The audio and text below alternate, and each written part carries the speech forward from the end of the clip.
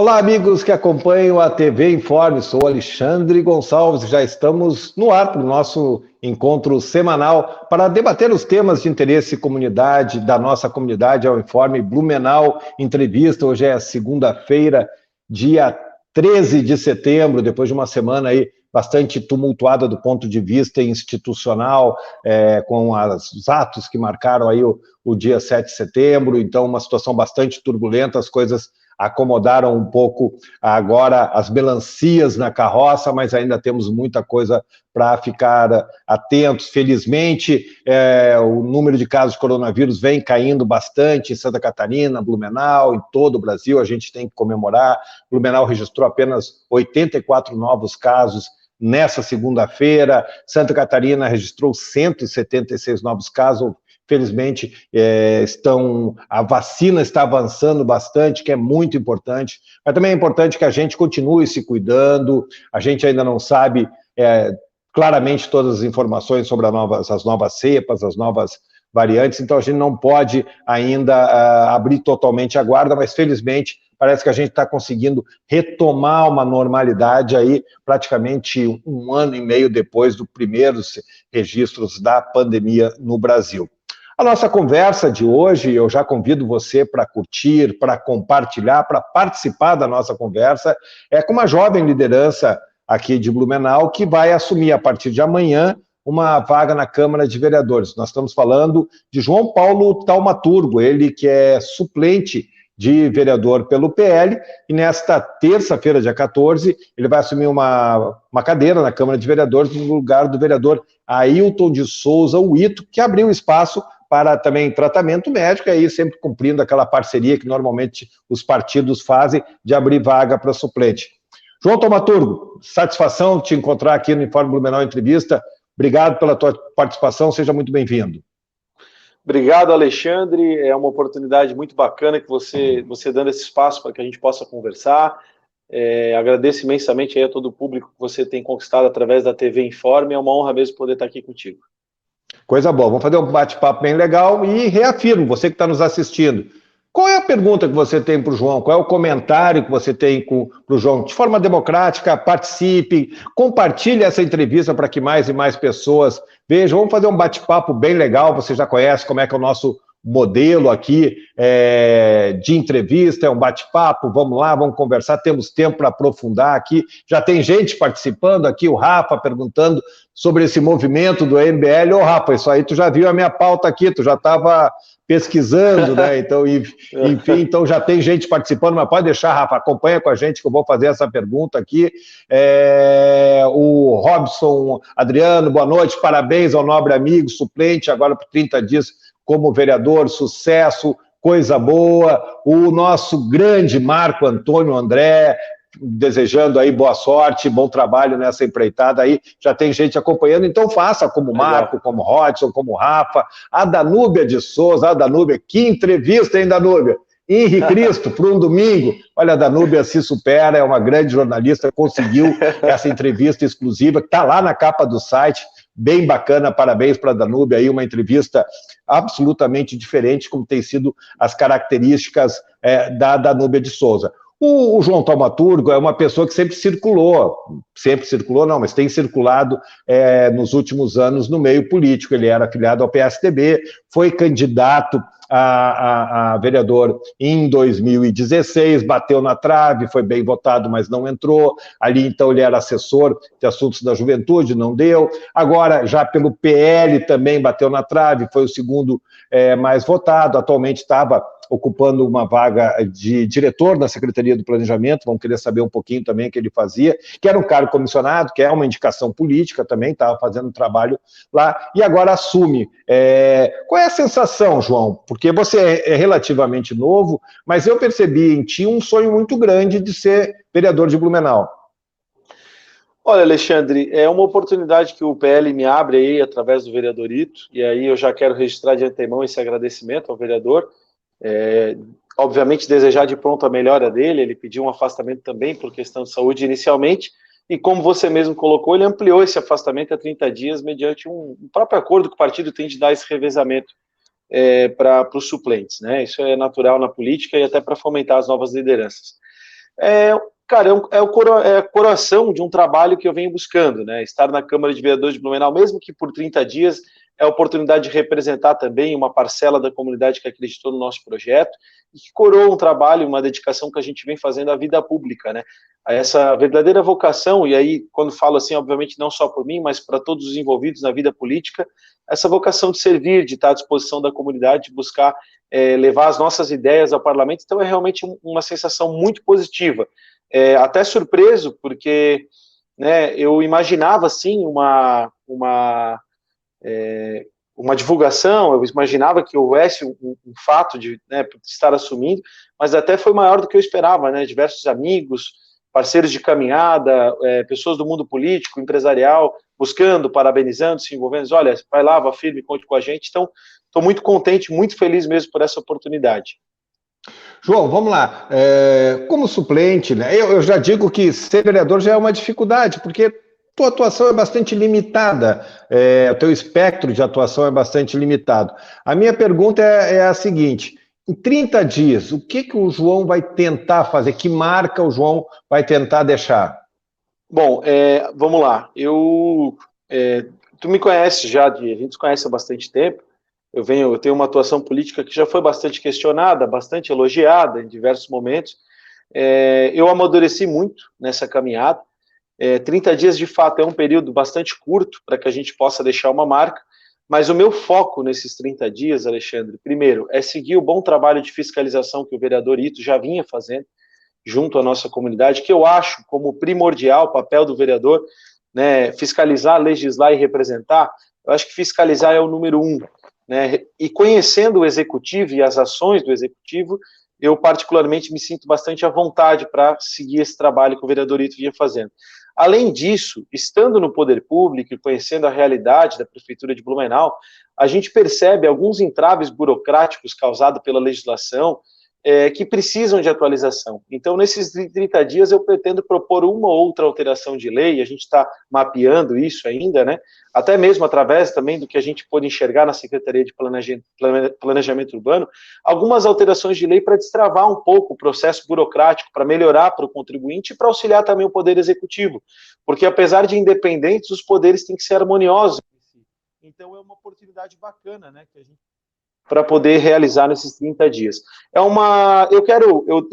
falei essas palavras para ti, eu quero registrar aqui também, quero ter uma atuação bastante low profile, né, ou seja, bem tranquila, sem polêmica, deixar o meu marco na Câmara 30 dias uma satisfação pessoal também, mas também de todo um projeto político que a gente tem em grupo, de poder deixar esse registro e contribuir com a cidade naquilo que a gente puder. Maravilha. O Marco André aqui já está fazendo uma pergunta, também é bem interessante. Gente, eu prometo que eu vou fazer essa pergunta já, eu só quero avançar um pouquinho em outra coisa. O nosso amigo Léo Alegre, te desejando sucesso aí no desafio. Obrigado. A Nélia Maria Soares, boa noite, Alexandre, meu filho, sempre foi muito público, desde a mais tenra idade, eu que sei, que legal, enfim. Bom, vamos lá, então... Aqui, vamos, pessoal ali, a Ana, eu confio em você, no seu trabalho, não, mas tá certo, olha só, eu sempre digo que se essas pessoas não se manifestar, quem é que vai se manifestar? Pelo menos verdade, essas tem que garantir. Vamos lá, eu só quero insistir quando você fala em seguir a tarefa, um pouquinho a missão do Ito, tem uma curiosidade bastante interessante, porque o vereador Ito, ele ficou conhecido por essa fiscalização muito grande, em especial, foi aí que eu acho que o vereador Ito se consolidou como agente político, foi na fiscalização da máfia dos fiscais que existe na prefeitura, desde que eu me conheço por gente. E essa palavra máfia é muito forte, mas era usada por o vereador Ito, que é do seu partido, e ela basicamente se refere a fiscais da Secretaria de Planejamento, se eu estou muito enganado, assim. E o vereador Ito conseguiu muitos avanços com relação a isso. Bom, você estava lá dentro. Pode não ser tua área, mas você estava como diretor da Secretaria de Planejamento, então você deve ter percebido. Então, eu quero que ponte que é possível construir sobre aquele trabalho do Ito, sobre aquela experiência, e lembrando que você era cargo comissionado e provavelmente daqui a 30 dias vai voltar para o lugar que você saiu. A ideia, só pegar o gancho da tua última colocação, de fato, eu quero agradecer já também o prefeito Mário Hildebrand e o nosso secretário Éder, que entenderam esse afastamento por 30 dias. De fato, sou diretor-geral da Secretaria de Planejamento. Alexandre, é muito simples, né? A Prefeitura de Blumenau evoluiu muito com o trabalho do vereador Ito no passado. Não cabe a mim aqui falar dos processos que estão rolando acerca das denúncias, tem Ministério Público envolvido, processo administrativo, tem fiscais afastados, tudo isso vem acontecendo conforme a lei, dentro daquilo que exige, e eu acho que não só no setor de planejamento, mas a Prefeitura de Blumenau vem amadurecendo muito essas questões, principalmente através da digitalização de processos, da transparência, né? Hoje nós temos assim um sistema interno dentro da Secretaria de Planejamento que vem evoluindo muito com relação à fiscalização, e o vereador Ito, através do trabalho que ele exerceu lá atrás, contribuiu muito para essa evolução. Quando eu falo de fiscalizar, Alexandre, não se trata só também no que tange das ações do Executivo, mas fazer uma ação fiscalizatória completa, que é estar perto da comunidade, ouvindo as demandas, e cobrando, de fato, de todos os entes públicos envolvidos, governo municipal, estadual, federal, ações efetivas para a resolução dos problemas da comunidade, né? Eu confesso, sim, que quando assumi a Secretaria de Planejamento, evidentemente que por participação, indicação do PL, né, através do próprio vereador, houve sim esse comentário, né, de preocupação, mas acontece que hoje a diretoria de fiscalização da Prefeitura de Blumenau está muito amadurecida, inclusive a gente tem importantes ações a serem debatidas no Legislativo num futuro muito próximo, relacionada à atualização do Código de Obras e Posturas, atualização de diversas leis que envolvem a fiscalização. Então, quando eu falo isso, é com muita tranquilidade, porque eu tenho certeza que a Prefeitura de Blumenau evoluiu muito evoluiu muito por conta desse trabalho de fiscalização que o vereador Ito vem fazendo. E quando você usa a palavra máfia, eu digo para ti que, infelizmente, num passado não tão distante assim, isso até poderia ser uma realidade, mas hoje eu tenho convicção que não. De fato, como eu coloquei para ti já, e para não me tornar repetitivo, mas só colocar mais uma vez para enfatizar, nós hoje contamos, de fato, com uma diretoria de fiscalização bastante efetiva e atuando com bastante compromisso com a nossa comunidade. Tá. Lembrando, só vou deixar claro que quem fala máfia era o vereador Ailton de Souza, eu só estou reproduzindo aqui.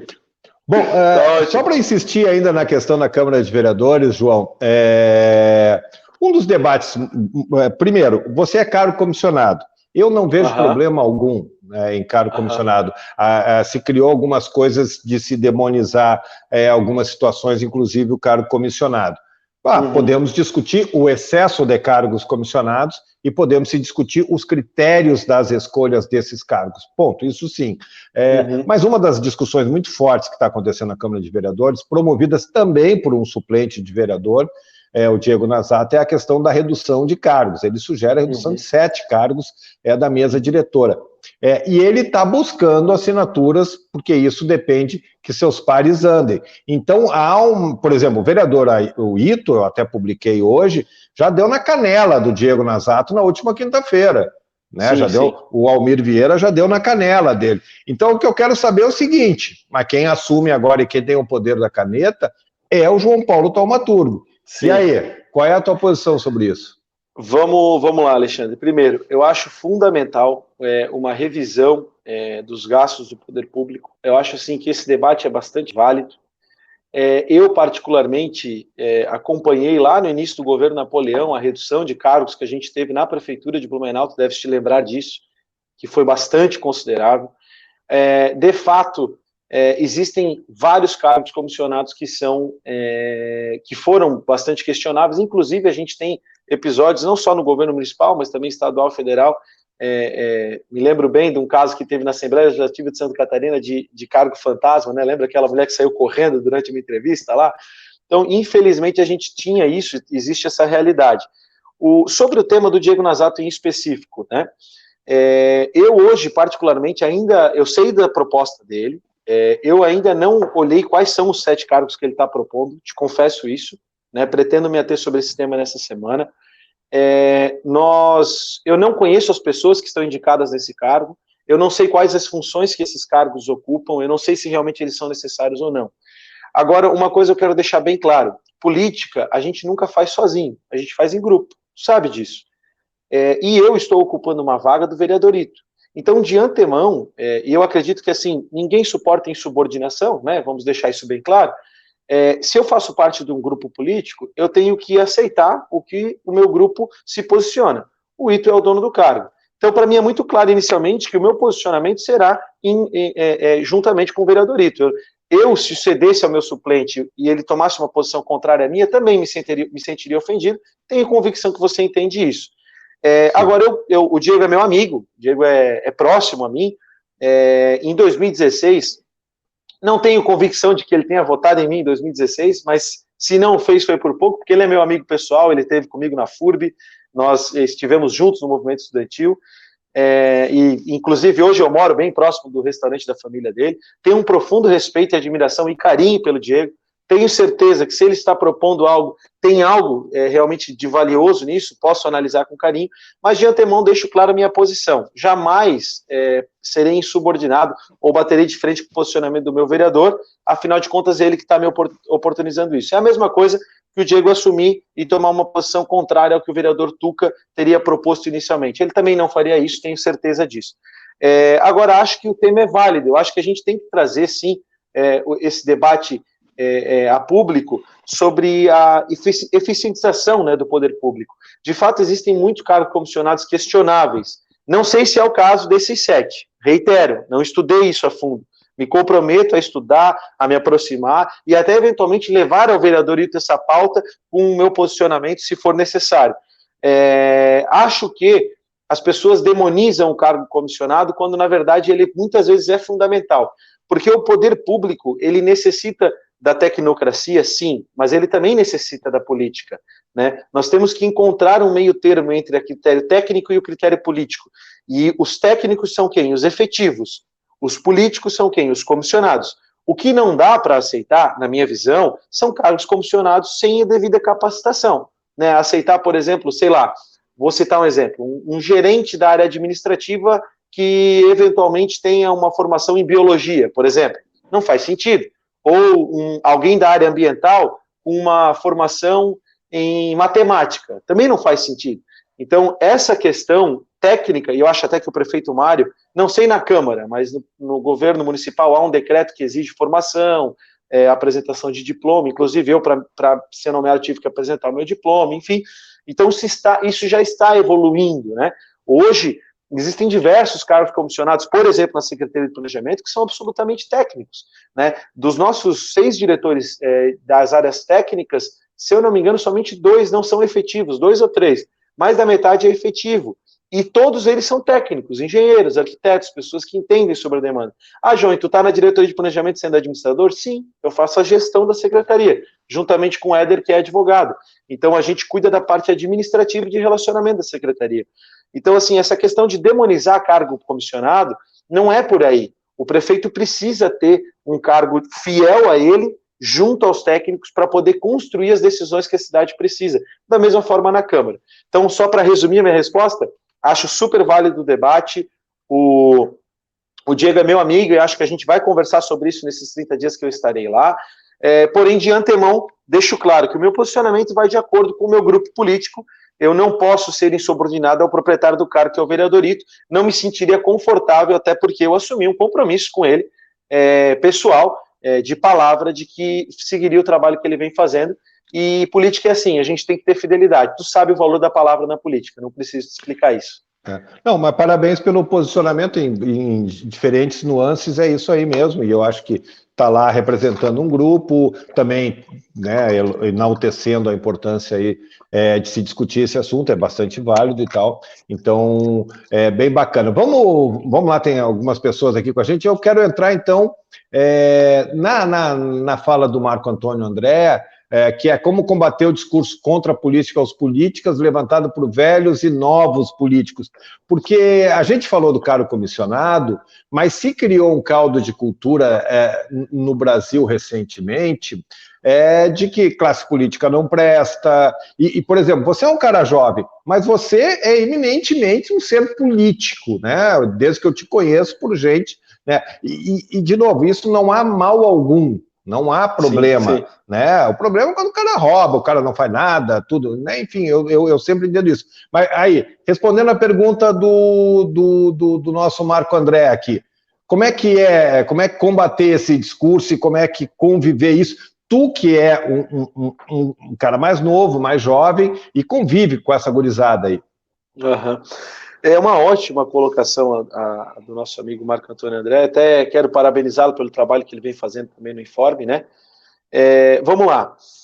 No último sábado, talvez tu iria até tocar nesse assunto, vou trazer. A gente fez um evento do PL, recebemos o senador Jorginho Melo, foi muito bacana, né? Todos seguindo todos os nossos protocolos, aquela preocupação, etc. Foi um almoço. E lá eu usei desse mesmo discurso. No último dia 7, nós tivemos aí milhões de pessoas às ruas defendendo uma determinada pauta política, né? E foram milhões de pessoas mesmo, né? As fotos comprovam, né? Tá lá. Né? Falou-se em 125 mil pessoas na Paulista, mas tinham as 2 ou 3 milhões de acordo com as fotos da parada gay do outro ano. Então, enfim, não vou entrar nessa celeuma, o ponto não é o dia 7. No dia 12 também alguns... Vai ser, calma, João, o ponto vai ser, não te escapa aí. Depois, no dia 12, ontem, no caso, a gente teve também algumas milhares de pessoas que foram às ruas com as pautas deles e tudo mais. E criou-se essa polarização política. Hoje nós temos aí o grupo A e o grupo B. E tem o brasileiro, que é aquele cara que só se envolve na política na hora do jogo. Ele não está preocupado agora, que para mim esse cara é o brasileiro médio, é o cara que não está preocupado com a política. Na minha visão, o que nós precisamos combater não são os políticos, mas sim a inércia política. Acabar com o fanatismo político ou com a política de torcida. Talvez essa expressão caiba bem. O problema é que a grande maioria das pessoas passa ao largo da política. Não se preocupam com a política no seu dia a dia, até porque ela não importa para essas pessoas. São as pessoas que estão preocupadas em fazer o seu trabalho, ganhar o seu pão e cuidar da sua família. E eu louvo muito isso, porque no fim das contas mesmo, a pátria de cada um de nós é a nossa família. Né? Essa é a realidade, né? A gente sempre vai se preocupar de antemão com a nossa célula familiar. E algumas pessoas se predispõem, assim como eu fiz já na juventude, desde até agora, a debater a questão política e a entender melhor como funciona essa questão chamada política. Então, o que nós temos que combater, e talvez isso também é culpa da classe política, que é tida como velha, digamos assim, é transparecer para as pessoas a política, é ser claro no que se está propondo, é falar reto, é dizer para as pessoas de fato o que se está decidindo, o que se está fazendo através da política. Então nós temos que combater a inércia política.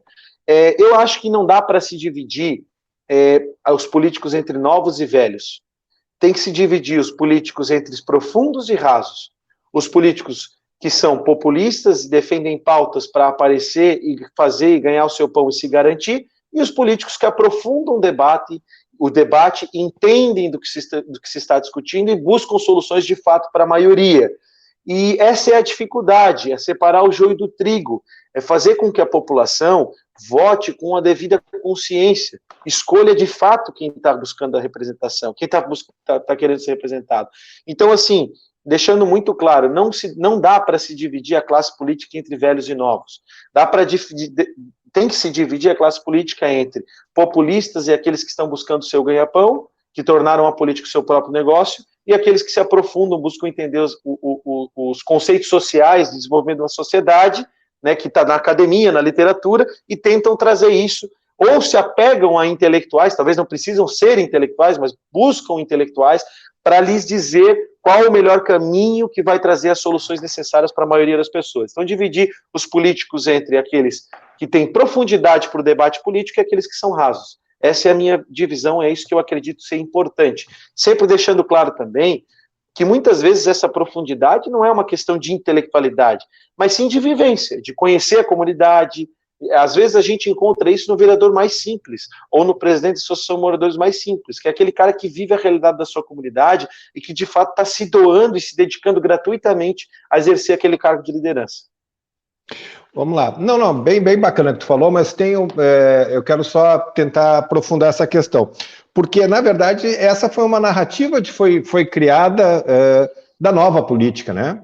Foi uma narrativa que foi criada, que começou naquele processo de afastamento da presidente Dilma, e depois ele seguiu, tanto que a gente viu o que aconteceu, inclusive uma narrativa que não grudou no personagem principal, que foi o presidente Bolsonaro, que era um cara que a encarnação do político tradicional, o homem de 7 mandatos na Câmara dos Deputados e sempre no Centrão, sem uma expressão, um trabalho expressivo ali. E tu falaste uma palavra que para mim é muito emblemática, tu falaste do fanatismo político. E aí eu quero já entrar na questão da conjuntura nacional, sem entrar no mérito, o que hoje eu percebo, né, que há um fanatismo político. Eu sempre digo assim, com todo o respeito, no momento que a gente chama de mito um político, nós estamos com alguma dificuldade de discernimento. E, enfim, e os políticos são carne e osso, são seres humanos, acertam, erram e tal, a gente tem que pensar o conjunto da obra. Então, e aí o Rafa Regis, né, perguntou sobre o movimento do MBL, que foi um dos que fez a manifestação, um dos que protagonizou, e eu não sei, talvez tu me corrija, João, mas tu tinha alguma afinidade com esse movimento quando surgiu aqui? Não, estou te perguntando, né? Sim. Porque quando começaram aquelas manifestações, elas foram muito puxadas pelo MBL, depois vem para a rua, e eram movimentos que eu me lembro claramente, eram movimentos apolíticos, antipolíticos, e quando eu vi na eleição que teve de gente que participou daqueles movimentos, que foi candidato, foi uma enormidade e continua até agora. Então, eu queria que você, que também viveu esse movimento pela juventude, por esse momento, se não percebe que esse processo começou muito ali dentro também, tentando demonizar a política, que, né, você vive ela, tu sabe o revés que é para cada um ter que ficar se explicando que tu é vereador, que tu é cargo comissionado, bababá. Sim. Assim, Alexandre, eu nunca fui membro do MBL, tá? Nem nunca participei dos movimentos, né? Na época, inclusive, eu era comissionado também na prefeitura, 2015, 2014. Nunca fui membro do MBL. O MBL, para mim, o que é o MBL? O MBL foi o grupo que pagou o carro de som na Avenida Paulista. É isso. Eles não eram os caras que levaram o povo às ruas. O que levou o povo às ruas foi a insatisfação, né, a revolta, né, a dificuldade de acreditar na classe política, o descrédito da classe política. Isso levou o povo às ruas. E depois isso foi encarnado pelo presidente Bolsonaro. Então, na minha visão, esse movimento Brasil Livre e todos os outros que surgiram deles, né, vem para as ruas, e vem para as ruas já foi uma dissidência, aí eu acho que tem outros nomes aí. O IVL. O IVL é de Blumenau, né, uma coisa mais local, mas teve até outros nacionais aí e tal.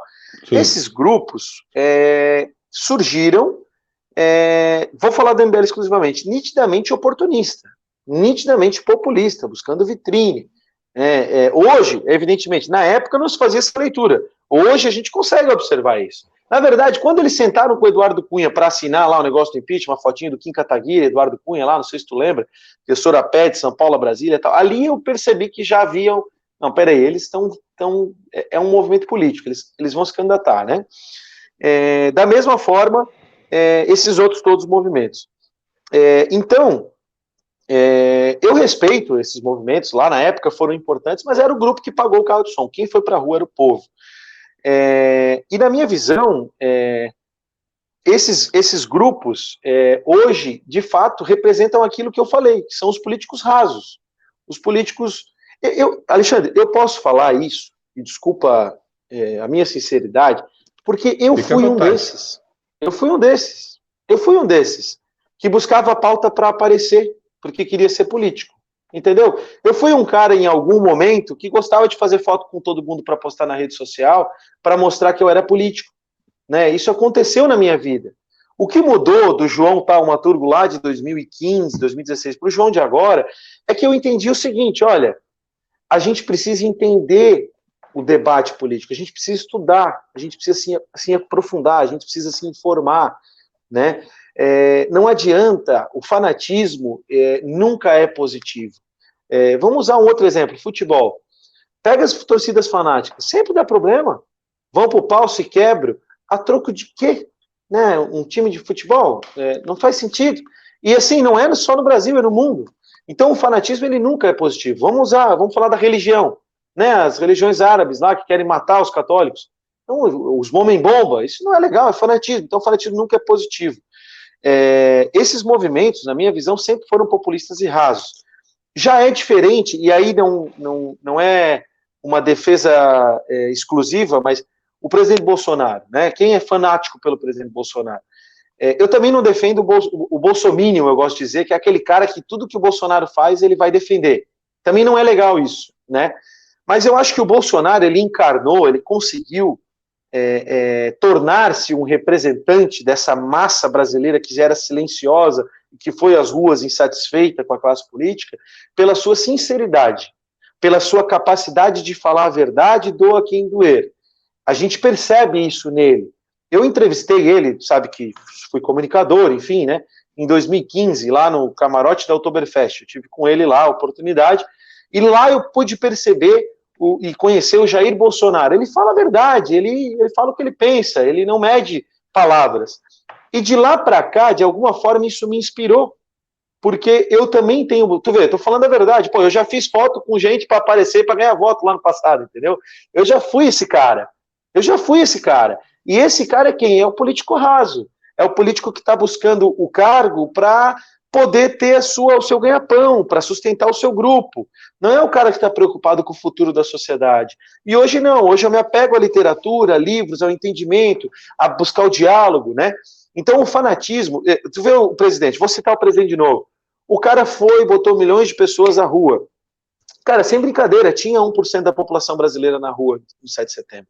Tinha mais de 2 milhões e 200 mil pessoas na rua. Tinha, com certeza tinha. Né? Todo jornalista sabe, tinha mesmo. Por menor, tinha ali umas 15 mil pessoas, eu chuto, falaram em 30. Eu acho que tinha umas 15, 20 mil pessoas, talvez. Não sei se 30. Vamos ser realistas, mas, por exemplo, lá na Esplanada dos Ministérios, em São Paulo, falaram em 125 mil. Não tinha 125 mil, cara. Tinha tranquilamente 1 milhão, 2 milhões de pessoas, 2 milhões de pessoas, tranquilamente. Então, pô, teve mais de 1% da população na rua. Esse cara sozinho botou 1% da população brasileira na rua. Era classe média, era branco, beleza, mas ele tem representatividade. E o que ele fez no dia seguinte? Porque ele recuou. Cara, ele buscou o diálogo. Ele teve 28 anos no parlamento, cara. Ele não é bobo. Ele sentou e disse, não, galera, peraí, vamos conversar. Eu botei o povo na rua, mas eu não quero dar golpe em ninguém. Vamos sentar e conversar. Entende? E ainda assim construir-se uma narrativa de que ele errou porque ele ficou com medo, que não sei o quê. Só que assim, o STF está soltando os presos, que prenderam injustamente, está recuando em uma série de situações. Então, assim, ele fez um acordo. E o que é a política, se não a arte do diálogo, Alexandre?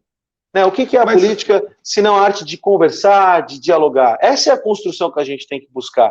Então, só para concluir a questão do MBL, eu nunca fiz parte. Não critico a atuação do MBL em 2015. Foi importante para o Brasil. Foi importante mesmo. Eles conseguiram unificar um discurso. Conseguiram unificar, com o apoio da emissora Globo, com o apoio de diversas pessoas, conseguiram unificar o discurso em volta do impeachment. Houve o interesse de diversas pessoas e conseguiram unificar. E eles fizeram parte disso. Mas hoje, lá na época, demonstravam, a gente consegue buscar, resgatar a história e perceber, e hoje provam que, na verdade, é mais do mesmo. São pessoas que têm eloquência, sabem falar, foram para as telas e buscaram uma posição para ganhar um espaço e fazer carreirismo político, que é o que a gente não precisa. Bom, vamos lá, tem um monte de gente com a gente. A Simone Gadotti, nossa querideza, está aqui. Boa noite, meninos. A Isabela está te dando uma canelada. É difícil acreditar numa ideologia política desse pessoal, que você já passou pelo DEM, PSDB e agora no PL, já passou em cargo político na prefeitura. Posso responder, Isabela? Pode, só deixa eu terminar, que tem mais uma dela. Nunca vamos ter nova política, porque a política só existe um pensamento para si próprio e mais nada. Esse é o mal do homem, Isabela, esse é o mal do homem. O pecado original nos trouxe o entendimento, né, a árvore do conhecimento, Adão e Eva. E desde lá, o homem está fadado a buscar ser Deus. E nesse buscar ser Deus, a gente busca cumprir as nossas próprias vontades. Então, sim, o mal é que, infelizmente, a nossa sociedade é corrompida. E diversos são os homens que buscam apenas o seu bel prazer e não têm a virtuosidade de buscar o bem coletivo ou o bem do próximo. Então, o maior ensinamento que um político pode seguir é o ensinamento de Jesus Cristo, né? Amar o próximo como a si mesmo. Talvez esse seja o maior ensinamento que um político possa aprender de fato, porque quando você olha para o outro como olharia para si, você faz para o outro melhor até do que faria para si. Agora, falando sobre a minha passagem por diversos partidos políticos, eu explico com tranquilidade, sem medo nenhum. Todos os partidos políticos no Brasil, não digo necessariamente a nível local ou nível estadual, surgiram para se tornar um negócio, todos eles, na sua origem. Nós temos 30 e tantos partidos políticos do Brasil, e todos eles são grandes negócios de poderosos que fundaram esses partidos. Os partidos não representam ideologias, não representam de fato. E é por isso que eu, com tranquilidade, falo que passei por 3 partidos, porque eu não conseguia encontrar a minha ideologia, eu não conseguia encontrar aquilo que eu acreditava. Eu nem bem direito sabia no que eu acreditava.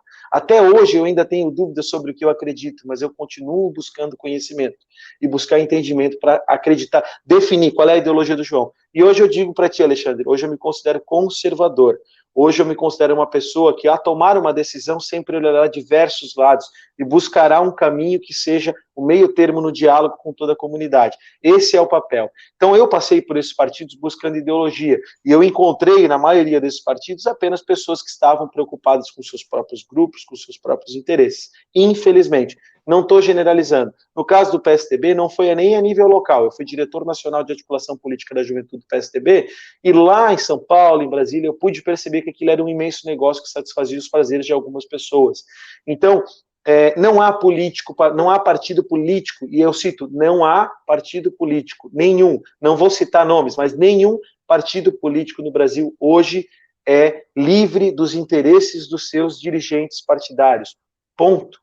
Né? Então, infelizmente, no Brasil, a gente precisa olhar para as pessoas, porque nós não desenvolvemos nesse pequeno espaço de tempos em que temos uma democracia e uma república, né? São ali 104 anos, não, desculpa, 120 e tantos anos de república, nós não temos uma cultura, um partido político que consiga comprimir essa cultura. A cultura brasileira é monarquista, é lá de 1889, 1888, a gente busca sempre na figura da pessoa. Então eu digo para ti, Isabela, se me julgas pelo meu partido, perdão, insuficiente. Se queres me julgar por mim mesmo, eu estou à disposição. A gente pode marcar um café, trocar uma ideia de horas, porque aqui eu não conseguiria te responder à altura. Mas eu estou à disposição para dialogar e conversar contigo e provar que o João Paulo Thaumaturgo é, sim, um homem público com compromisso e que defende interesses virtuosos e positivos para a comunidade. Desculpa, Alexandre, tomar tanto tempo nessa resposta. Não, bem de boa. Bom, tá aqui com a gente também o Júnior, né, falando, te elogiando, sempre mostrando muito conhecimento. Eu Obrigado, não sei, Júnior. Tu que é músico, não sei se tu conhece o nosso grande Alex Rossi, que mora... Conheço, sim. Na Holanda, figuraço, grande... Era muito bom. Fora Bolsonaro. Isso aí. Eu vou né, colocar algumas manifestações das pessoas que estão falando com a gente ali, mas não vou necessariamente comentar. Vamos lá, a Ana Paula Quevedo aqui com a gente... o Marco também falando que há uma contradição com relação à galera do MBL, enfim. Vamos lá, vamos falar um pouquinho de conjuntura. Eu não vou deixar passar. Tem uma mensagem do Alcione, teu pai, que eu acho que é uma pergunta bastante interessante, eu acho bem bacana, mas Alcione, se me permite, né... Enfim, eu vou fazer essa pergunta no final, porque eu acho que ela tem muito a ver com o final ainda. Vamos lá, tu falaste do presidente Bolsonaro, que citou o 7 de setembro, e disse que ele não recuou nem nada. Vamos lá, ele sentiu... Tá, tudo bem, eu também acho que tinha muita gente na Paulista, também acho que tinha muita gente em Brasília, um público muito significativo. Mas nada perto... Foi nesse sentido, eu li, eu achei legal a tua nota, porque tu foi sincero, tu disse, não, ele levou a galera pra rua, tu falou a verdade. Isso é significativo. Por outro lado, há uma percepção de que se esperava mais, né? E eu, por exemplo, eu tenho minhas dúvidas, sobre aqueles 15 mil ou 30 mil blumenauenses que estavam ali, se eles estavam fechados com as pautas do presidente, né? E com todo respeito, João, você estava lá, você deve ter visto, sinceramente eu fico na dúvida se aquelas pessoas que estavam no carro de som comandando representam as coisas que vocês pensam, com respeito que eu tenho às pessoas. Muito claro, você viu quem estava lá e você sabe, então não vou nem entrar no mérito, né? Enfim. Então, eu tenho dúvida se os blumenauenses, a grande maioria estava por convicção ou estava por aquele espírito patriótico. E sem negar, óbvio, que o blumenauense gosta e entende e defende o presidente Bolsonaro, enfim. Então, agora você fala assim, era um número grande, mas é um número que é muito pequeno com relação à totalidade de votos dele, a totalidade de votos de pessoas que não votaram nele, né, e a totalidade da população brasileira, né? As pessoas falam, o povo brasileiro, os caminhoneiros que fizeram, na boa, os caminhoneiros que fizeram essa manifestação representam o quê? Quem é Zé Trovão? O Zé Trovão te representa? Né? É essa discussão que eu quero fazer. Então você fala, não, o Bolsonaro recuou, porque ele entendeu que a batata assou. E aí se gerou uma conjuntura... Desculpa, termina. Não, Perdão. Se gerou uma conjuntura adversa a ele, porque, por mais que as pessoas dizem, não, aqui em Blumenau não se falou aquelas aberrações que a gente vê muito normal. Mas eu vi várias vezes, gente, intervenção militar com Bolsonaro no poder, fim do Supremo, fechamento do Congresso, mais antidemocrático que isso, eu não sei o que é. Né? Então, com toda eu quero dessa tua percepção, se também, assim, tudo bem, apoiar o Bolsonaro, ok, mas se isso também é narrativa, é da minha cabeça, não existe, né? Que liberdade que está sendo cobrada? Que liberdade é essa? Tu tens a tua liberdade tolhida, eu tenho, não sei, eu quero entender melhor isso. Vamos lá. Primeiro, de antemão, eu vou trazer uma reflexão que eu sempre trago, e assim, é uma afirmação, né? Doa quem doer, nós não vivemos numa república democrática. Ponto. Nós não vivemos numa república democrática. E eu respondo isso, eu provo isso com simples perguntas que qualquer cidadão pode responder. A lei é aplicada para todos no Brasil? Ou tem pessoas que são favorecidas? Tu mesmo já balançou a cabeça. Então, a lei não é aplicada para todos. O que é uma república, Alexandre? Uma república é um governo mais de leis do que de homens. Né? Tira-se a figura do rei, que era a lei encarnada, que era quem decidia. Institui-se uma democracia para escolher um líder, e esse líder sanciona leis que os seus representantes do povo sacramentam como verdades absolutas. No Brasil, a lei não funciona para todos. Simples assim. Por exemplo, o ministro do STF, ele não segue a lei, ele faz um inquérito legal. Ele é a vítima, o acusador, o julgador, ele manda prender, e ele não está seguindo a lei. Né? Então, nós não somos uma república. E por que nós não somos uma democracia? No Brasil, nós temos partidos políticos. E nenhum deles, e eu reitero, nenhum deles é de fato democrático. Os partidos políticos, na sua grande maioria, são meritocráticos. Eles valorizam o mérito político dos seus integrantes. Não quer dizer que não haja alguma democracia nesse processo, porque a meritocracia na política se mede através do voto, e o voto é democrático. Então, sim, de alguma forma eles podem ser razoavelmente democráticos. Mas muitas vezes os caciques políticos, aí eu estou falando de Brasília, se um cacique político do PL, por exemplo, lá de Brasília, presidente do PL Nacional, não for com a minha cara e fica bravo porque eu dei essa entrevista, ele vai me tirar do partido. Ponto, ele tem esse poder. Né? Ele pode ter, tem mecanismos jurídicos e tal. Então, eu considero, de fato, nós temos uma república muito jovem, que surgiu de um golpe militar em 1889, porque o exército estava insatisfeito com o soldo, e um monarquista, que era Dom Pedro II, que foi o maior estadista do Brasil, estava cansado. 2 filhos mais velhos morreram, a princesa Isabel era a terceira, ele era supersticioso, achava que o império não devia continuar por causa disso. Então, nós temos um espírito monarquista ainda no brasileiro. Né? Fizeram um plebiscito 104 anos depois, um plebiscito que foi prometido logo no começo da República, em 1993, e 13% da população ainda escolheu a monarquia. Tu deve saber disso, tu viveu isso, tu com certeza votou nesse plebiscito, eu não votei. Eu então, não vivi na monarquia, vamos nos respeitar, né, João? Não, mas tu viveu o plebiscito. Bom, né? Bom. O plebiscito. Vamos manter o nível, então, né, cara? Claro. Então, assim, nós não vivemos uma república democrática de fato. Nós vivemos uma república virtual. Quando você fala em intervenção militar, Alexandre, o artigo 142 é muito claro. A intervenção militar ela é viável pela Constituição. Então, ela é constitucional. O que acontece e isso quem fala é o Ives Gandra, né? Ele é um dos maiores juristas brasileiros. Ele fala, olha, há uma crise entre os poderes. Um poder está sobrepondo o outro. O STF legisla. O legislativo executa, julga, está tendo um problema. O Exército pode, por si, os 3 chefes de armas, pode, por si, decidir por uma intervenção para se restabelecer a lei e a ordem. Isso é constitucional, não é antidemocrático, é constitucional. Por que não é antidemocrático? Porque em 1988, os constituintes eleitos por nós acataram que esse artigo era importante na Constituição. Então, democraticamente, esse artigo foi estabelecido. O João Paulo Thaumaturgo é favorável a uma intervenção? Não, em hipótese alguma. Isso desestabilizaria por todo, qualquer instituição. Assim, instituição, de fato, nós temos poucas, né? Mas minimamente. Então, assim, o que o povo clama por liberdade, né? O que eu percebi, né? Poxa, Alexandre, você é jornalista. E o jornalista, ele tem um papel fundamental. Você é jornalista formado, eu não sou jornalista, eu fui comunicador. O jornalista, ele tem um papel fundamental. Desculpa, eu nem sei se você é formado, mas eu acho que né? Ou se não é formado, só a tua carreira já te dá o crédito de ser jornalista, né, Alexandre? Vou deixar isso claro. Então, você é jornalista, você sabe a importância do jornalismo, vocês pautam muitas vezes a nossa comunidade, vocês registram os fatos diários. Poxa, Alexandre, nós tivemos jornalistas presos, Alexandre. Nós tivemos deputados presos. O Sarah Winter.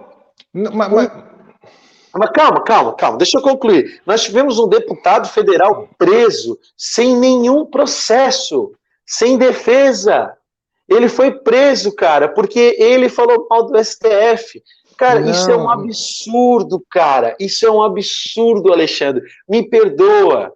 Eu não estou dizendo que o Daniel Silveira está certo, o STF está errado. Quem sou eu para julgar? Mas o mínimo que todo brasileiro tem direito é um processo. Pô, a justiça comum não funciona para o cidadão. O cara vai lá, estupra a vizinha, a polícia prende. Uma semana depois o cara está solto, porque se prender eles vão matar na cadeia. Se o cara não for reincidente, ele está solto, Alexandre. Uma semana depois de estuprar, a justiça não funciona. A justiça não funciona aqui pra gente. E aí lá em cima, ela de um dia pro outro manda prender? Pô, tá errado, Alexandre. Tem problema nisso. Se a gente aceita, vieram prender. O professor disse que tinha que matar os ministros aqui. Não, tudo bem, mas tu vem prender um cara aqui Não, tudo bem, assim, não defendo mandar matar ninguém, vamos deixar claro, ponto. Mas vem prender um cara aqui em Otacílio, qual era o perigo real? Qual era o perigo real que esse cara oferecia? Ponto, é só isso. Sabe, esse 2 pesos, 2 medidas, um estuprador, ele oferece perigo, ponto. É nítido, ele acabou de estuprar uma mulher. Mas o estuprador tem que ser... Ou o cara quer ser preso? Pois é, só que não é, porque a justiça não funciona. Aí qual é o risco do cara de Otacílio Costa? Qual é o risco? O cara vai sair de Otacílio Costa e vai até lá no Supremo e vai conseguir invadir lá e matar? Não vai, pô. Aí ele é preso no dia seguinte, não faz sentido. Não faz sentido. Há problema nisso.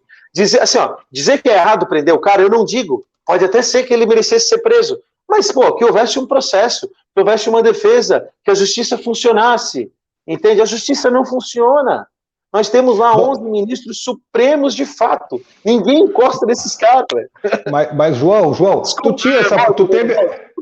assim, é que a gente não vai terminar esse programa, vai ficar muito longo, porque assim, eu fico curioso saber a tua postura, por exemplo, com o Sérgio Moro, né, no processo do impeachment, se tu achou legal, se tu achou certo, se tu achou o processo adequado. O Moro, assim, vamos lá. Aí é difícil, eu ia falar um palavrão agora, mas me segurei. É difícil, porque de fato, assim, qualquer um que tenha o bom senso do mundo jurídico vai dizer, não, há vício de fato. Há vício, né? O Moro julgou, prendeu o Lula e depois foi trabalhar com o Bolsonaro. Pô, é óbvio. Há um vício. Não, mas antes disso, todo o processo. Não, assim, vamos deixar bem claro, eu não sou jurista, não sou advogado, eu só sou... Mas tu tá dando opinião sobre o STF agora? Eu sou administrador e sou político, né? Então, eu me considero um pouco sociólogo, assim, não sou formado nada, mas eu gosto de estudar sobre sociologia, filosofia, é a minha área, né? Então, o Moro, o processo do Lula ali, por exemplo, beleza, é questionável, a prisão não é questionável, tanto que ele tá solto, né, cara? Enfim, tá vencido, né? Infelizmente, Não, né? Desculpa eu ser claro. Desculpa, tá vencido não, mas alterou um processo importante da história. Agora, cara, não tá vencido, porque... Eu defendi o Moro, se a pergunta defendeu, na época, sim, eu defendi, a Lava Jato, eu bati pau pra Lava Jato, eu fui às ruas, eu defendi. E eu acho que o Lula tem que estar preso mesmo, essa é a minha opinião. E se o Lula não gostar disso, eu tô cagando, eu nem falo com o Lula. E quem gosta do Lula, diz, cara, gostar do Lula é a mesma coisa que gostar de batedor de carteira, meu irmão. Né? Me desculpa, eles institucionalizaram a corrupção. Pô, isso não é o processo do Moro que comprova. Pô, tem gravação, tem Palocci afirmando coisas, tem uma série de coisas que aconteceram no processo, gravações, afirmações de pessoas que participaram de diversos atos ilícitos, enfim. Então, assim, o Moro, eu defendi isso no passado, eu acho que a gente passa por uma crise política absurda, justamente pelo fato da gente não ter essa cultura de defender as instituições, de acreditar no processo político, de buscar melhorar os nossos processos jurídicos e políticos. Eu acho que o judiciário é um dos grandes culpados desse momento que a gente está vivendo no Brasil. E o comentário meu. Enfim, eu não vou me tornar redundante, já falei demais. E vamos assim, eu sempre digo que esse processo do PT já passou nesse momento agora, eu acho que tem que ser revisado ali no processo eleitoral, só te dei uma cutucada. Eu quero terminar esse programa ainda para responder a pergunta do teu pai, e só para falar para ti e falar para ele também, que ele falou de filosofia, que a minha formação antes de jornalismo é ciências sociais, então eu tenho conhecimento, mas já de pouco atrás. Eu só quero te fazer eu vou te contar, a Câmara dos Deputados já emitiu um parecer dizendo que o artigo 142 da Constituição não autoriza a intervenção militar, ponto. O Ives Gandra Martins foi muito usado nas redes de... Eu vou te contar uma historinha que aconteceu dia 3 de setembro. Tu deve ter recebido esse áudio de um empresário muito famoso de Blumenau, muito famoso, um videozinho do Ives Gandra Martins, né, atribuindo a ele. O jurista Ives Gandra Martins defendendo, convocando as manifestações, tribunal militar, 3, 4 minutos. E esse é um empresário muito conhecido, muito. Eu perguntei para o empresário, ele ficou bravo comigo. Eu digo, o senhor acredita nisso? Aí ele me disse a seguinte resposta: vindo do Ives Gandra Martins, eu acredito, é um jurista renomado. Aí eu fiz uma breve pesquisa na internet, mas breve. Ives Gandra Martins não está convocando manifestações, não tem isso. Não, esse comentário eu não tinha visto mesmo. Eu publiquei o link para essa pessoa e disse assim, senhor, ele não falou isso. Aí essa pessoa me disse... Pode falar. Essa pessoa diz, mas não me interessa, porque eu concordo com tudo aquilo. Aí cria-se a pós-verdade, ou seja, ele tentou argumentar, eu disse, não, ele não falou isso aqui, ele não está chamando. Mas eu acredito mesmo assim, e me parece que é isso que acontece com muita gente. E, inclusive, daí eu disse para essa pessoa, que é uma liderança já um pouquinho mais idosa, eu digo, pega mal para ti na tua posição, e na tua idade ficar disseminando fake news. Imagina como é que ele ficou comigo, sim. Né? Mas, enfim... Não deve ter ficado feliz. Não deve ter ficado feliz. Mas eu só quero te ater por conta dessas situações, né? Que eu vejo que se cria alguma... Se fala muito na criação de narrativas, se fala muito na questão ideológica, mas ninguém maior que esse governo para criar narrativas e para criar questão ideológica. Você falava que o PT é ideológico. De novo, o PT está fora. E me incomoda, inclusive, quando se discute a polarização do Bolsonaro, porque a polarização do processo eleitoral vai ser ali com o PT. Mas hoje a polarização é com Alexandre de Moraes, que foi ministro do Temer e era vinculado ao PSDB. Né? Ele era vinculado, não, ele era advogado do PSDB. Né? É por isso que eu convivi com pessoas muito íntimas, eu fui muito íntimo de pessoas muito íntimas do senhor Alexandre de Moraes. Eu não falo nada nessa live porque eu não posso provar, né? Mas eu convivi em São Paulo com pessoas muito íntimas eu fui muito íntimo, eu dormi na casa de pessoas que eram muito íntimas do senhor Alexandre de Moraes, e eu lhe digo, não é coisa boa que eu teria para falar, mas eu não vou falar até porque eu não quero ser preso, vou deixar claro. Mas a clareza, né? Não é a polarização com a esquerda, como alguns tentam vender. Nesse momento não tem polarização. Até porque o PSDB é de esquerda, né? O PSDB é de esquerda. Tu era de esquerda? Eu não sabia? Não, eu nunca fui de esquerda. Eu achava que o PSDB não era de esquerda, como muitos blumenauenses. O PSDB veja bem, o PSDB de Blumenau as pessoas do PSDB de Blumenau, e aí aqui eu quero dizer que eu tenho profunda admiração por algumas pessoas do PSDB, o senador Dalírio Beber, que foi um grande líder político blumenauense, os vereadores do PSDB, o próprio Alexandre Matias, que é vereador, o Maurício Gol, essas pessoas não acredito não serem de esquerda. Só que é o mal da falta de profundidade dos partidos políticos do Brasil. O PSDB de São Paulo é absolutamente social, é absolutamente esquerda. E eu pude ver isso de perto. Social-democrata, mas não é esquerda. É esquerda caviar, cara, pode ter certeza. Olha o Fernando Henrique apertando a mão do Lula lá, abraçadinho com o Lula, pô. Isso é de esquerda, cara. Eles são de esquerda. Tá bom. Não estou falando. Eu tenho uma tese. Eu vivi isso. Eles podem não ser da esquerda. Eles podem não ser da esquerda marxista. Mas ele não quer dizer que tu tenha vivido que a tua verdade é absoluta. Né? Eu acho que é. Deixa eu só trazer um gancho aqui para não esquecer, tá? Eu não citei o Ives Gandra por causa desse vídeo, eu não tinha visto esse vídeo. Nem disse que o Ives Gandra estava convocando manifestação. Sim. Por isso que eu te perguntei. Eu acompanho nas redes sociais e até recomendo quem quiser estudar um pouco mais. O Taiguara Fernandes é um jurista brasileiro, advogado, no Instagram, e o PH Delfino, que também é advogado, jurista da área do direito. E eles citavam o Ives Gandra, e aí eu fui atrás das citações de Ives Gandra. Então, o artigo 142, aí só para colocar também, não é necessariamente sobre intervenção, é sobre restabelecimento de lei e ordem. Se a lei e a ordem estão aviltadas, o exército vem e coloca tudo em lei e ordem. E depois ele sai de cena. Então o que seria colocar em ordem? Fecha-se tal poder por um período, prende, bota em julgamento fulano e ciclano e aí volta.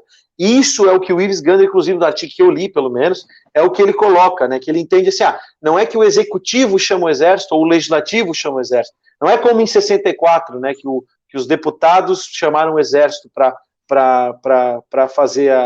destituir a presidência e tal. Não é isso. Né? Mas só para pontuar aquilo que tinha ficado lá atrás, só para registrar. Não, desculpa, tudo certo.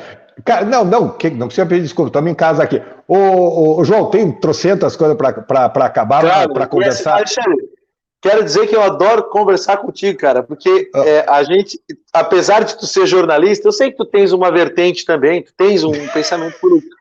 E isso é muito legal. A gente poder debater e conversar, isso é muito legal, cara. É importante. Eu acho que é o grande, né? É o grande viés da democracia. Eu sempre cito isso de uma pessoa que é muito Bolsonaro aqui na cidade, que gosta muito do Bolsonaro, que eu elogio muito ela. E essa pessoa já chegou e já me disse assim: pô, eu fico muito feliz quando tu me elogia, porque tu és um cara identificado com a esquerda. Eu olhei para ele: qual é a diferença entre eu e tu? Né? A gente, eu posso pensar de um jeito, tu pensar de outro, mas a gente quer construir algumas coisas Eu discuto o papel do Estado, discuto o papel disso e tudo, mas eu quero sempre as coisas boas. Mas eu quero encerrar, então, com a pergunta do teu pai, porque eu acho que ela é uma pergunta emblemática, e eu até tinha muito mais assunto, mas eu acho que a gente está chegando em 1 hora, tem que chegar. Eu tenho 2 crianças para olhar ali, tu daqui a pouco vai ter uma, tu vai saber como é que é. Bom, a pergunta do teu pai eu acho que é bem pertinente, porque eu não estou aqui fazendo média com teu pai, né? Enfim, já tivemos as nossas turras e tal, mas é que eu acho que é isso. O que faz? Um gurizão, tu não precisa de cargo comissionado, tu não precisa de ser vereador e tal, tu tá dando a cara para bater, e tu sabe, já tem gente te criticando ali de outras postagens, de coisas que aconteceram no passado, e é isso, né, cara, porque tu é vitrine, né? E no momento que tu é vitrine, todo mundo começa a olhar. Eu mesmo já fiz algumas reportagens te criticando no passado e tal. Claro. Então, o que faz, né? Tu preferir ser vidraça e se expor, e já pensando nessa tua posse amanhã? Bom, primeiro agradecer o meu pai, né? O meu pai é uma figura folclórica aí da cidade e tomo a liberdade de dizer isso, e é um grande apoiador, né? Até fiquei um pouco emocionado aqui, porque, de fato, eu acho que o apoio da família sempre é fundamental, né? Meu pai, minha mãe, todo mundo que acompanhou aí, que é próximo, né? Isso, de fato, anima a gente, né? Agora sim, Alexandre, para responder a pergunta, eu acho que essa, na verdade, é a grande pergunta que eu busco me responder no dia a dia e na atuação que eu faço. De fato, eu tive, assim, a graça de nascer num seio familiar estável, né? E, inicialmente, passei por questões emocionais na infância, pais separaram, tive minhas situações também, como toda pessoa tem, as minhas dificuldades, né? Mesmo do mais rico ao mais pobre, todo mundo tem as suas dificuldades emocionais e tal, mas eu, graças a Deus, sempre tive uma estabilidade financeira, assim, de fato, sempre tive uma família que nunca passou fome, nunca passou necessidade, isso muito por causa do trabalho do meu pai, com o suporte da família, e eu, graças a Deus, também sempre fui muito criativo para correr atrás e empreender. Agora, de fato, é o seguinte, trabalhando com o cemitério, que eu tive a oportunidade, a gente nem citou isso, né, mas eu trabalhei durante muitos anos no cemitério, e a realidade do cemitério é a morte. E a morte, ela te impõe uma reflexão sobre a vida. É inevitável, né? Você pode ver hoje na sociedade que a gente vive, quando você vai a um velório, ainda mais agora com o Covid, né? A população lutando, não, a saúde é importante, a saúde, né?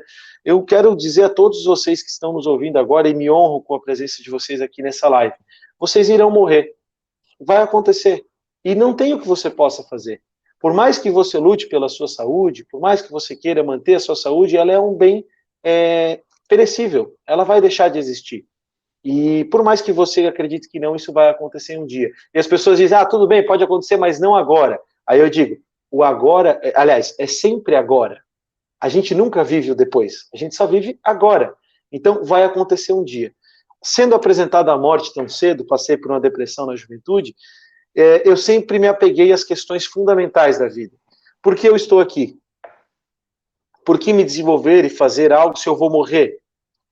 Por que que a gente tem que aceitar o que os outros exigem da gente? Como impor a minha vontade? Enfim, esses foram sempre os grandes questionamentos da minha juventude. Acho que eu nunca respondi essa pergunta com tanta sinceridade como eu estou fazendo agora. Então a resposta, ela é muito simples, assim, Alexandre, na verdade.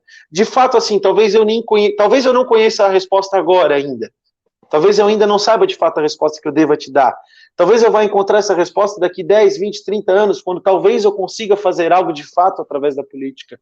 Quando talvez eu consiga de fato entregar algo para a comunidade que eu estou inserido. Ou talvez não, talvez eu encontre daqui 10, 20, 30 anos, quando eu ver o meu filho ou a minha filha caminhando aqui em casa, ou o meu neto, né? Mas o que eu busco através da política e o que eu busco na minha vida desde sempre é servir de verdade. Eu não consigo negar ajuda. E tá aí os meus amigos para provarem, quem me manda mensagem, quem me procura, não é por política que eu ajudo os outros. Né? Num período da minha vida, sim, eu me coloquei a serviço em troca de benefício político, como eu já admiti anteriormente, quando eu ia nos lugares e fazia foto para ganhar voto. Isso já aconteceu um dia na minha vida. Mas eu enxergo em mim um ser que sempre se coloca a serviço do outro. Eu não tenho dificuldade nenhuma em ajudar quem me pede, nem mesmo o meu maior inimigo. Jamais deixarei de atender aquele que pede um auxílio. E eu acho que é por isso que eu me predisponho a estar na vida pública. Evidentemente que não, a gente tem que estar na vida pública e tem que se sustentar. A gente tem que, não é que eu faço isso como um trabalho voluntário, não. Eu vivo hoje do salário que eu ganho na política, né? E eu acho que é importante também a política ser uma atividade que nos dê essa condição financeira. Quem prega político sem salário, me desculpa, não conhece a política de fato, não entende o que é política. Não tem como você ser um político de verdade se você não tiver como se sustentar através dessa atividade. Assim como não tem como você ser um professor de verdade se você não conseguir se sustentar através dessa atividade, ou um sociólogo de verdade, e por aí vai, né? Ou um coveiro de verdade se você não conseguir se sustentar através dessa sua atividade.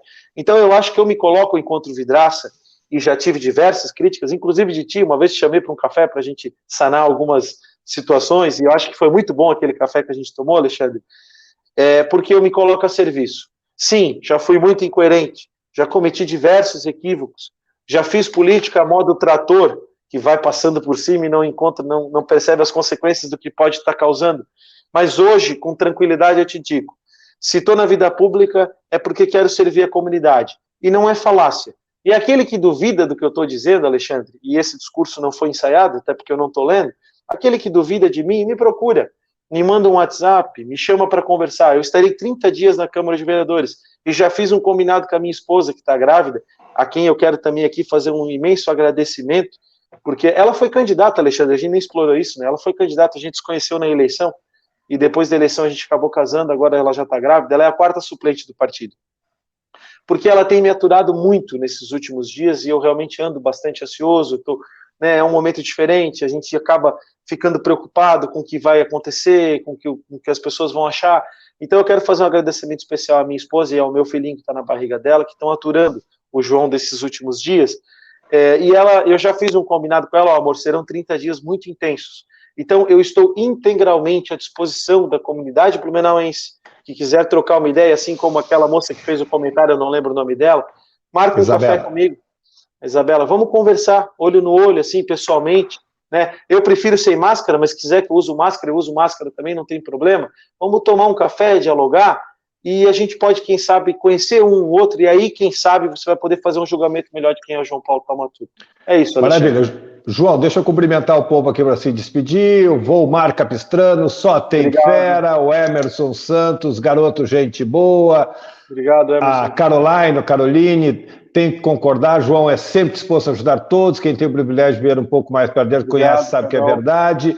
E o Júnior aqui, boa. Valeu, João, eu quero te agradecer, te parabenizar pela sinceridade, você abriu o seu coração em várias situações.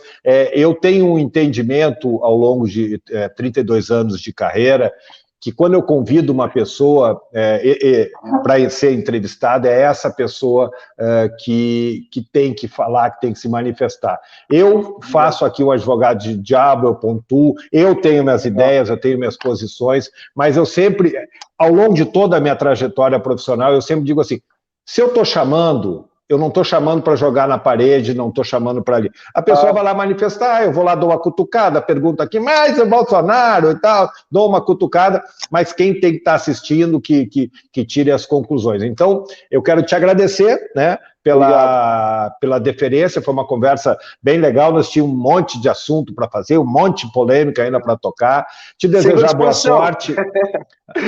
Tem muita coisa. Vamos lá, vamos fazer o remember ali quando sair 30 dias. Te desejar boa sorte nessa empreitada, né, enfim, e te agradecer do fundo do coração por essa deferência com o Informe Blumenau Entrevista. Alexandre, obrigado pela oportunidade, de coração. Eu acho que a política é isso mesmo, da gente poder oferecer o diálogo e a contradição, é fundamental. Eu admiro o teu trabalho, a tua dedicação, a história que tu carregas nos ombros aí de tantos anos à frente do jornalismo, aqui na nossa cidade em especial. Me lembro de ti desde a época daquele blogzinho que tu mantinha lá atrás, na época da RIC TV. 2007. Né? Então, cara, parabéns mesmo. Siga firme nesse teu propósito, nasceu para isso, a gente percebe. E, cara, eu estou sempre à disposição do Informe Blumenau e da comunidade geral para conversar. Eu acho que é por aí que a gente constrói algo positivo para esse país, sem fanatismo, mas também sabendo entender que, às vezes, o fanatismo é o único caminho, que a gente, às vezes, não vai ter outro caminho. né? Às vezes faz parte também, né? Eu acho que isso é importante pontuar. Muito obrigado de coração, viu, Alexandre? Foi uma honra estar aqui contigo. Maravilha. Obrigado mais uma vez, João, e obrigado a você que nos acompanhou até agora, muita gente acompanhando, muita gente curtindo, compartilhando, e eu quero lembrar que esse material já está na capa do site do Informe Blumenau, vai ficar lá, vai ficar no nosso Facebook, já o nosso Fernando Krieger bota no... Peraí, deu problema aqui no Petit? Voltando.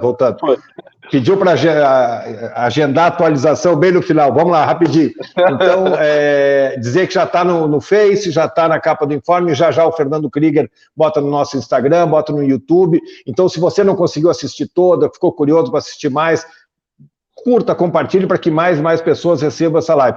Obrigado, vamos fazer uma excelente semana. Amanhã a gente vai reprisar no Entrevista com a Danúbia essa conversa que ela teve com o Henri Cristo no final de semana. Quinta-feira tem Resenha de Preto, muita coisa acontecendo aqui na TV Informe. Um grande abraço, uma ótima semana, até a próxima.